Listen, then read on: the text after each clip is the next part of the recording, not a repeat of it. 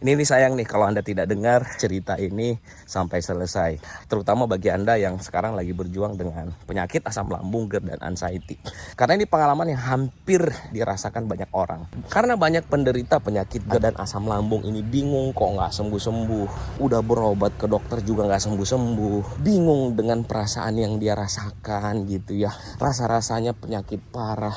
Kok rasa-rasanya besok udah pengen gitu ya. Akhirnya ujung-ujungnya kok kayaknya jangan-jangan saya kena santet nih, jangan-jangan saya kena guna-guna, ujung-ujungnya ke paranormal gitu ya. Ini yang juga dulu saya alamin gitu. Kenapa akhirnya saya milih ke paranormal? Karena saya udah bingung, karena saya udah nggak tahu. Ini semua dokter spesialis udah didatangin, penyakit dalam, jantung, saraf, dan itu berkali-kali gitu ya, berkali-kali bolak-balik. Ya, semua tahapan pengobatan sudah dilakukan tapi nggak sembuh-sembuh. Akhirnya berpikir, oh mungkin harus dengan cara alternatif. Ya, ke paranormal lah gitu ya. Saya dulu sampai keliling kemana-mana ya, sampai ke Sulawesi gitu ya, berobat, cari orang pinter gitu. Ada manfaatnya nggak? Kadang ada manfaatnya itu juga ya.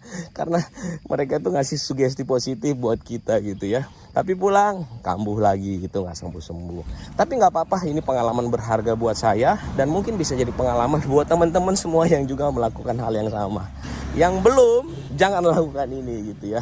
Karena saya mau bilang, penyakit GERD, asam lambung, dan anxiety ini sebenarnya ada dua hal. Kenapa orang nggak sembuh-sembuh, kenapa orang bingung, udah berobat tapi nggak sembuh-sembuh. Karena penanganannya yang salah gitu, yang mungkin belum tepat gitu.